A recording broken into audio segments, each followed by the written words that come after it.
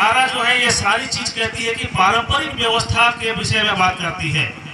हम आदिवासियों की अपनी पारंपरिक व्यवस्था हजारों हजार साल से रही है। जब ये देश भारत आजाद नहीं हुआ था, अंग्रेज यहाँ पर नहीं आए थे, उस समय से भी हमारी व्यवस्था थी। उस व्यवस्था के तहत हम लोग जीते थे। मैं आप लोगों को बताना चाहूंगा कि ये भारतीय संविधान बना, नियम बना, कानून बना, ये पुलिस बना, थाना बना, ये जब भारत देश आजाद होती है उसके बाद ये सारी चीज हुई है। लेकिन जब भारत देश आजाद नहीं हुआ था उस समय भी हमारे पुरखे अपने हिसाब से अपने गांव घर और अपने देश को चलाया करते थे। और खुशी की बात यह है कि अभी जो है पेशा कानून 1996 के आलोक में नियमावली अभी आप लोगों के समक्ष आ चुकी है। और इस नियमावली के तहत जो है हम लोग क्या क्या कर सकते हैं, कैसे हम लोग जो है गांव को सजग कर सकते हैं, इन सारे बिंदुओं पे यहाँ पर हम लोग चर्चा करेंगे। सबसे पहले मैं पूछना चाहता हूँ, क्योंकि मैं कानूनी भाषा में भी नहीं बताऊंगा, आज मैं हम लोग जो है उसको एक सरल शब्दों में चर्चा करेंगे। तो यहाँ पर जितने भी महिलाएं बैठे हैं, सबसे पहले मैं आप लोगों को कहना चाहता हूँ, एक शब्द में आप लोग जो है बताने का प्रयास कीजिएगा। मैं पूछ रहा हूँ, चीजों को बताने का प्रयास कीजिएगा कि हमारा समाज में जो है नशा से हम लोग काफी त्राहित रहे हुए हैं। और अपने गांव घर में पुरुषों को आप ज्यादा देखते हैं कि नशे के चक्कर में घर परिवार को बर्बाद कर देते हैं। अब ये कानून कहता है कि उस गांव में दारू जो है पारंपरिक यूज के लिए, केवल पारंपरिक इस्तेमाल के लिए, केवल जो आप अपना शादी ब्याह हुआ या फिर कोई संस्कार हुआ, कोई पर्व हुआ, कोई त्योहार हुआ, सिर्फ उसके लिए आप दारू हड़िया बना सकते हैं। और उसको भी जो है उस गांव का ग्राम सभा तय करेगा कि कितना मात्रा में बनना चाहिए। इसके लिए सरकार इसमें कुछ नहीं कर पाएगी, थाना पुलिस कुछ नहीं कर पाएगी। आप लोगों को खुद तय करना है उस गांव में कि कितना बनना चाहिए, कितना नहीं बनना चाहिए। दूसरी चीज क्या है, दारू जो रोड किनारे, बाजार किनारे, यात्रा किनारे जो बिकता है, इन सारे चीजों को कंट्रोल करने की ताकत भी ग्राम सभा को दिया है। खास करके महिलाओं की राय को ऊपर रखा जाएगा, ऐसा कहा गया है। तो मैं आप लोगों से पूछना चाहता हूं, यहाँ पर जितने भी महिला दीदी लोग हैं, बहन लोग हैं, माँ लोग हैं, ये शराब हमारे लिए, हमारे समाज के लिए कितना लाभदायक है, कितना नुकसान है, इन सारे चीजों को आप समझ रहे होंगे। तो क्या आप अपने अपने गांव घर में जो अत्यधिक शराब की जो निर्माण है, बिक्री है, क्या इसको आप रोकना चाहते हैं या नहीं रोकना चाहते हैं? रोकना चाहते हैं तो आपको मैं बताना अध्याय 13 का धारा 31 में लिखा हुआ है कि अगर आप लोग नहीं चाहेंगे उस गांव में बिक्री हो तो नहीं बिकेगा। इसलिए महिलाओं को स्पेशल ताकत दिया गया है कि अपने गांव में शराब को अगर रोकना है तो आप रोक सकते हैं। इसमें थाना पुलिस कोई कुछ नहीं कर पाएगा। आप अगर निर्णय लिए मिलजुल करके कि इस गांव में नहीं बनना चाहिए तो नहीं बनेगा। तो ये आप लोगों को मैं एक शुरुआती में शराब से इसलिए किया कि हमारे समाज में इसका जो है विष फैला हुआ है, इससे हमारे समाज में काफी नुकसान और क्षति हो रहा है। साथ ही साथ पारंपरिक ग्राम सभा की बातें होती है। अभी क्या होता है, गांव घर में थोड़ा सा किसी से लड़ाई झगड़ा हो गया, आपस में मन मुठभेड़ हो गया, तुरंत जो है थाना चले गए। और थाना जाने के बाद वहां का जो नियम है, कानून है, उसको आप देखते हैं कि कैसा होता है। कोई भी छोटा सा बात को वहां पर बड़ा करके लिख देना बड़ा आसान बात है। और अगर वहां पर एक भाई का लड़ाई हुआ था, लेकिन उसको लड़ाई को अब बड़ा चीज दिखा देना अभी के समय में कोर्ट कचहरी और थाना में बड़ा आसान बात है। लेकिन ये कानून कहता है कि अब जो है आपको कोई भी छोटी मोटी वारदात होती है, सबसे पहले गांव में बैठ करके ग्राम सभा में फैसला करना होगा।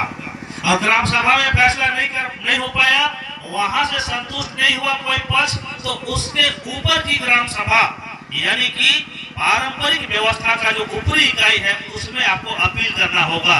डायरेक्ट थाना या कोर्ट जाने का आदेश और निर्देश नहीं है।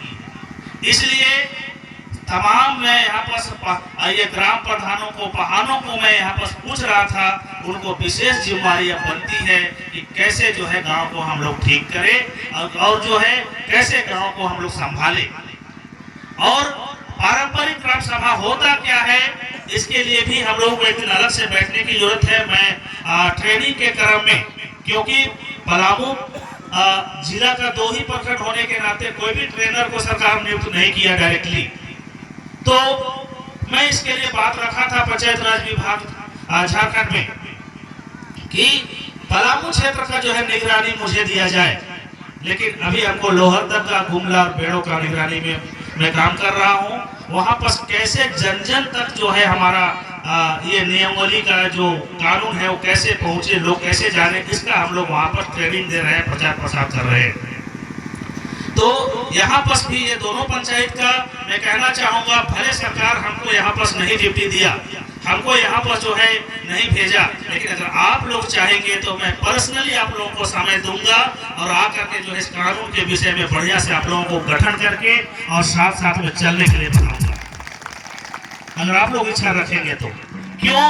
क्योंकि अब जो है लोग कहता है ना राज्यसभा ना लोकसभा, सबसे बड़ा ग्राम सभा हम लोग आज तक सुनते आए हैं केवल। लेकिन अब ये कानून आपको अवसर दिया है कि आप जो है अपने गांव को अपने हिसाब से चला सकते हैं और गांव की समस्याओं को हल कर सकते हैं, गांव के विकास को आप कंट्रोल कर सकते हैं। सारा चीज का यहाँ पर व्यवस्था दिया है।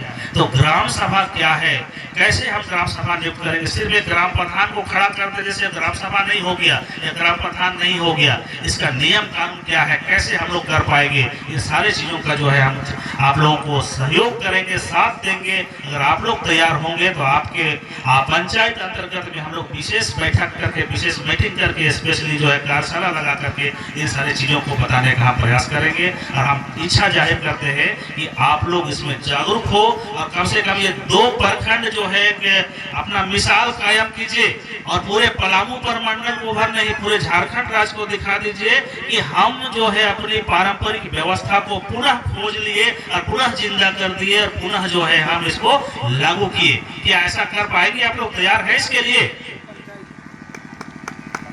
2 पंचायत है आपको, 2 पंचायत है, रावदा और बकुरिया पंचायत। तो ये 2 ही पंचायत है। तो सुंदर तरीके से आप प्रयास करते हैं तो बेहतरीन आप करके दिखा पाएंगे। और पारंपरिक व्यवस्था का सिस्टम क्या है, इन सारी चीजों को मैं ट्रेनिंग के दौरान में बताऊंगा। दूसरी चीज मैं कहना चाहूंगा आप लोगों को, आपके गांव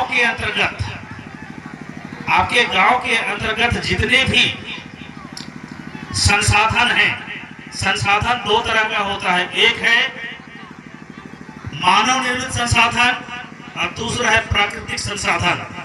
दोनों जो सार्वजनिक संसाधन है, उस सार्वजनिक संसाधन का आप लोग उपयोग, उपभोग और प्रबंधन कर सकते हैं।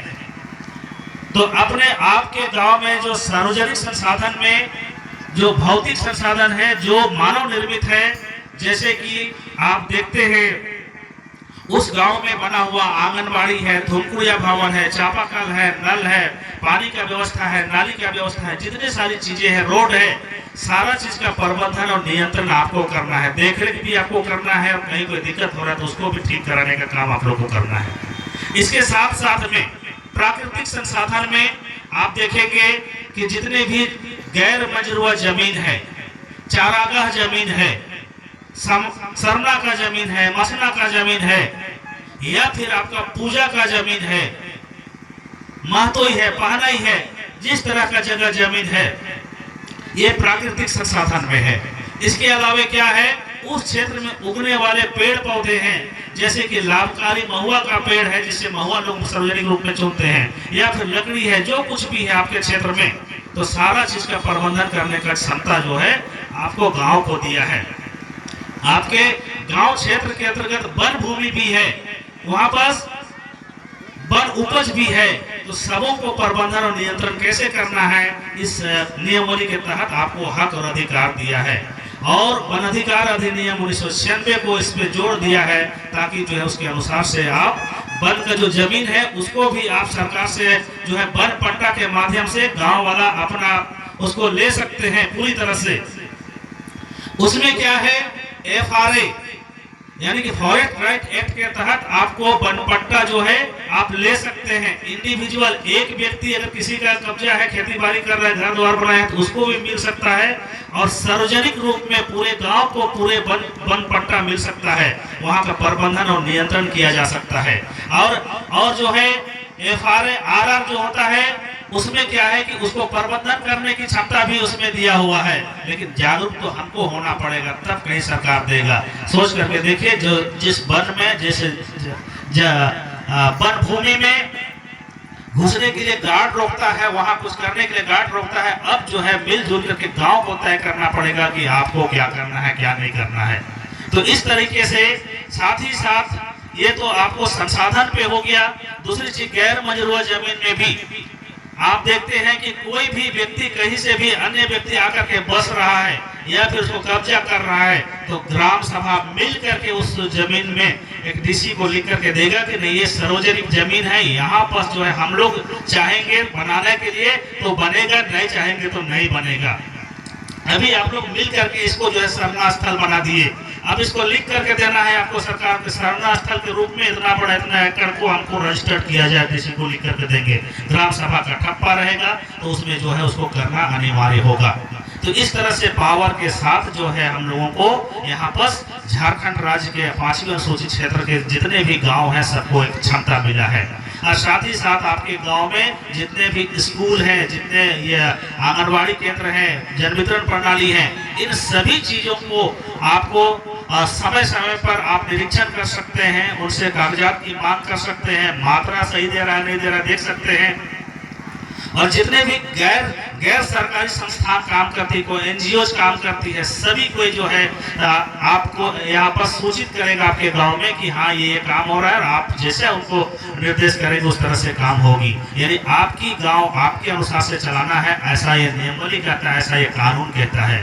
तो मैं आज आप लोगों को अन्यत्र बातें नहीं करते हुए ये पेशा नियमावली को संक्षेप रूप में बताने का प्रयास किया। लेकिन मैं आग्रह करता हूँ, आप जितने भी माताएं बहनें और यहाँ पर समाज अगुआ लोग हैं, प्रधान पुजार और हमारे ये प्रतिनिधि लोग हैं, जो मुखिया हैं, ये पंचायत समिति है, प्रमुख हैं, सबों से मेरा आग्रह है कि चलिए मिलजुल करके एक सुंदर सपना देखें हम लोग और सबको जागरूक करें और ग्राम सभा को मजबूत कीजिए। देख लीजिएगा यहाँ पर आपका विकास ऑटोमेटिक होगा।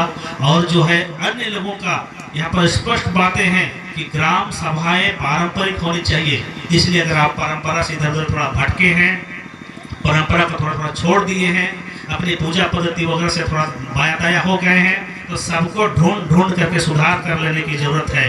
क्योंकि कानून आपको जब मौका दे रहा है और आप नहीं सुधारेंगे, उसको नहीं खोजेंगे, नहीं खड़ा करेंगे, तो एक दिन हम लोग विलीन हो जाएंगे, समाप्त हो जाएंगे। तो मैं आप लोगों को और इसी में जोड़ना चाहता हूं कि यहाँ मैं आने के बाद, जब से मैं आना शुरू किया तब से मैं पूछ रहा था यहाँ का व्यवस्था क्या है, यहाँ का धार्मिक स्थल सब कैसे कैसे है, क्या है नहीं है, शुरू से जानने का प्रयास किया था। तो मुझे पता चला कि देखिए हम लोग, मैं तो लोहरदगा जिला का निवासी हूँ। लोहरदगा जिला में हम लोग का परंपरा के हिसाब से अभी भी एक एक चीज़ का हम लोग का अलग अलग चिन्हित है। यानी एक ग्राम सभा के अंतर्गत 10 मेंबर होते हैं पुरखों के हिसाब से, और 10 मेंबर मिल करके गांव चलाते हैं पार्लियामेंट की तरह। लेकिन इधर का क्षेत्र में पाने से क्या है, ग्राम प्रधान एक पहान को बना दिया गया है, गगवा को बना दिया गया है, बस वही व्यक्ति ग्राम को संचालित करने का प्रयास कर रहा है, उसी को पावर दिया गया, उसको भी पता नहीं है कि कैसे चलाना है। लेकिन वो 10 मेंबर जो होता है, अभी फिलहाल में आप लोग जो है मीडिया में देखे होंगे, पेपर में देखे होंगे या यूट्यूब पे देखे होंगे कि मुख्यमंत्री हेमंत सोरेन अपने गांव का जाकर के जो है वहां पर ग्राम प्रधान की भूमिका निभाया, और बाकी लोगों को और जो उसका जो और मेंबर्स होते हैं, सभी मेंबर्स जो है वहां पर चयन हुआ, और सभी मेंबर्स का चयन करके वो ग्राम सभाओं को संचालित करने के लिए उन लोग प्रयास किया। तो मैं आप लोगों से भी कहना चाहूँगा कि आपके गांव घर में जो 10 मेंबर होते हैं, वो 10 मेंबर कौन कौन से हैं, इसको मंथन करने की ज़रूरत है।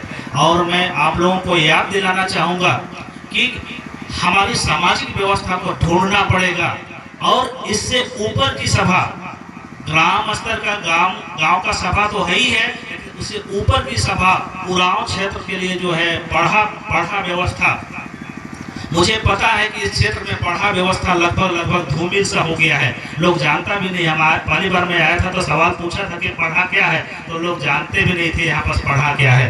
तो लोग सुने हैं जरूर, जाने हैं, हम कफूर का जरूर अपने क्षेत्र में कभी देखे नहीं है। तो जब यहाँ के बुजुर्ग लोग नहीं जान रहे, नहीं देख रहे थे, छोटे छोटे बच्चों को क्या पता है कि पढ़ा क्या है।